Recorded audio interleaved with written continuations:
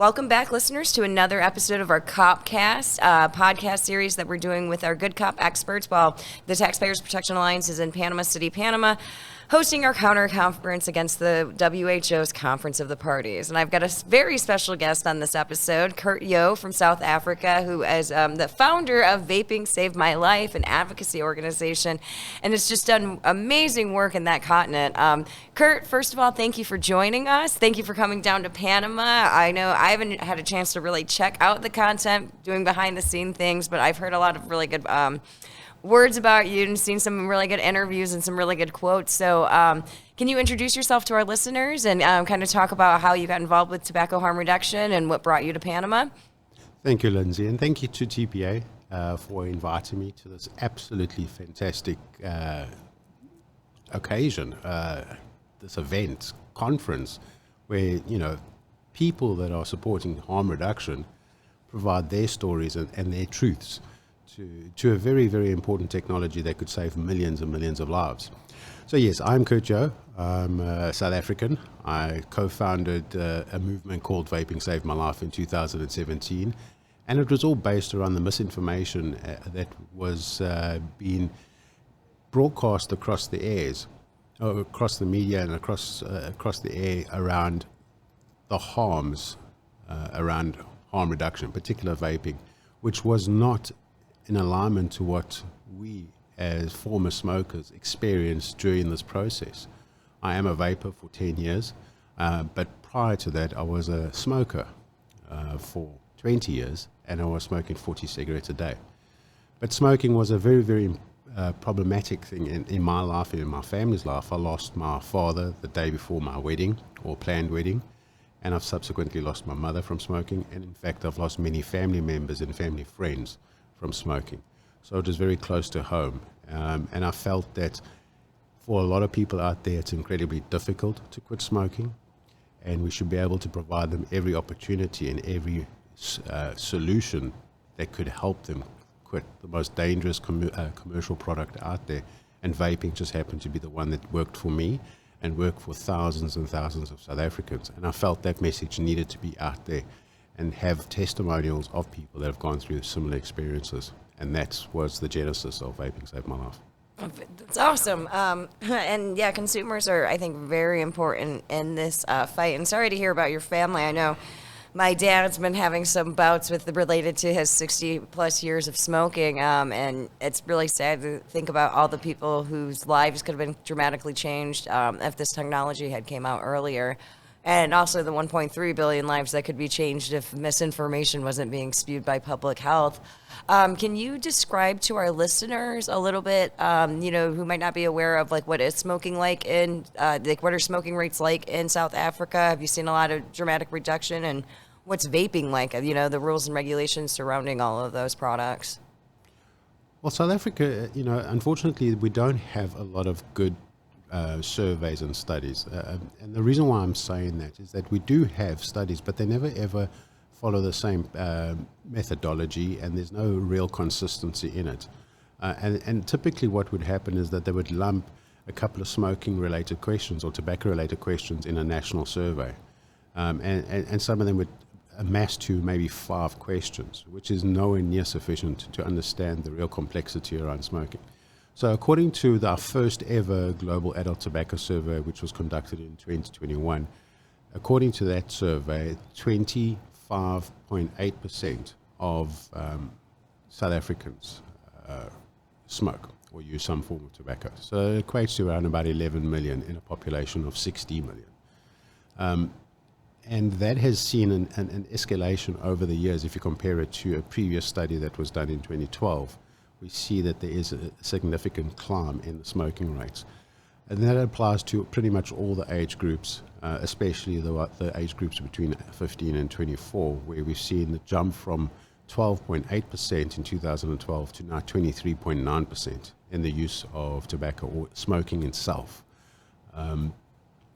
Vaping is relatively small in South Africa purely because of our social economic situation in the country. Many of our people are below the breadline, so there's a large percentage of our population rely on social grants. We have a 45% 42%, I guess. I stand on correction, but it's around about the 40% expanded unemployment rate in the country. And with all of those troubles, you will obviously see smoking rates climb, because there's definitely a correlation in that, as seen in other parts of the world. What makes it even worse is the extent of our illicit trade in the country. And what really injected steroids in the illicit trade was the 2020 smoking ban, or the sale of cigarettes or tobacco, sale of nicotine products and alcohol during a 5.5-month period. And that literally created a monopoly of tobacco or cigarettes under the illicit trade in South Africa. And that, I feel, which I'm pretty disappointed that we haven't had studies showing that correlation of increased smoke is correlated to increase of the illicit trade. That would be an interesting study, and getting the data on that. I look at, I mean, I do the 50-state analyses, and I think the only time you'll hear me giving praise to the CDC is that behavioral risk factor surveillance system survey, because they do it every year, and it does have really good parameters that it's looking at. And I know that I've looked at trying to go around the world and do the same type of thing, and it's like, oh, wow, I can't find this data, or if I get this data, the numbers don't add up. Even the WHO's smoking data is wonky for me to figure out, because I know I was looking at their latest report, and it's like tobacco use, then smoking use, and they're different numbers, and it's just like, man, this is really confusing. And maybe you do this purposely because you can act like you're doing something when the numbers don't really align to what you're trying to purport on it. So and let's be honest, very few people actually want to dig down and deep into it. No. Absolutely not. Tobacco, and that's the problem that we have a lot of, is the stigma attached to tobacco use. So it even goes to the extent, like we see in India, that research is banned. Yeah. And so it's really an afterthought to a public health issue that is significant. I mean, when I speak to certain people, in the 3 years of COVID in our lives, less than 8 million people had died from COVID. We experience 8 million tobacco-related deaths every single year. And it never gets the attention it deserves. The only thing that we offer is a big, blunt instrument that's bashed against them. And never, ever is there empathy or support in trying to help these people quit, knowing full well that at least 60 to 70% of long-term smokers have a deep desire to quit. Absolutely. And it's unhuman, if the way I look at it. It really is. It's very sad. Well, and it's interesting that you brought up COVID. I think they're looking at the WHO and their response to COVID, and then their response to novel products and solving the smoking epidemic. Completely vastly different. I mean, we don't have enough long-term research, as on e-cigarettes. We do. And we have more than a decade of research and people using these products. You didn't have any long-term research when it came to the vaccines, but it was responding, you're recognizing that this is a threat that's happening immediately. Of course, we might not know everything about it, but we know that it is going to reduce what's happening, and that's the same thing that they need to be doing, the approach with e-cigarettes and other nicotine replacement, consumer products, because smoking is such a problem, and we do have immediate short-term evidence that this is safer and it's not going to cause the same harms. So that brings me to, what would you like to tell the WHO? I mean, we are in Panama. We're 2.2 kilometers away from the convention center.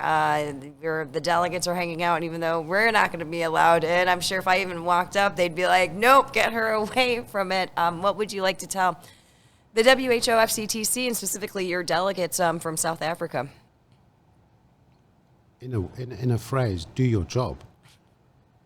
That's all it requires. And stick to the original goal. The original goal was to reduce non-communicable diseases as a result of smoking, combustible tobacco.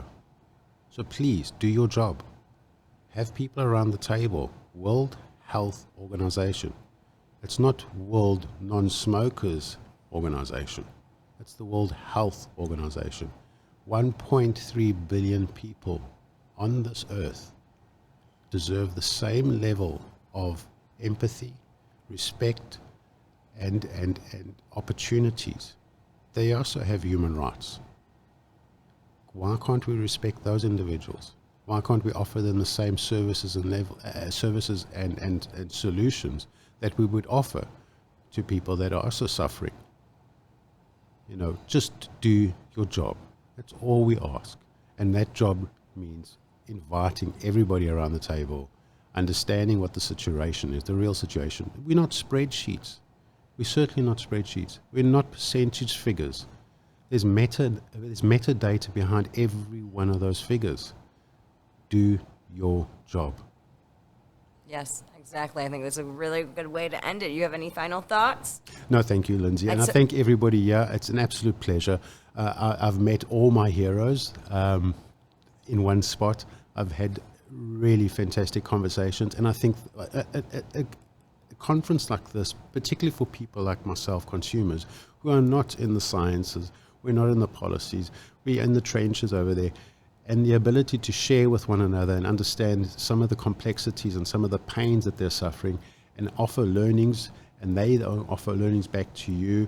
That networking is almost on a personal level, allowing us to understand what can be done next, because sometimes it is a very, very lonely job, a very lonely vocation. It's not a job, it's a vocation.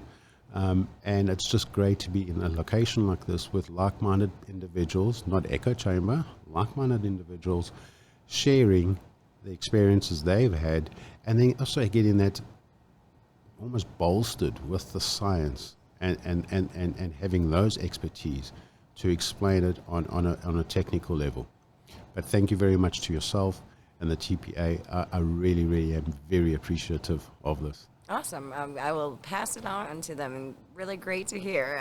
I'm on day 4 of this, so I'm like, I just want to go home some of these times, but it has been really awesome, and I think it's the perfect anecdote to the bad cop. So, well, Kurt, thank you for coming on, and thanks for coming down here. Listeners, thanks for tuning into another episode of our COPCast podcast with our experts at Good Cop in Panama City, Panama. Make sure that you are checking out our live stream, and you're checking out all the other podcasts. Thank you for listening.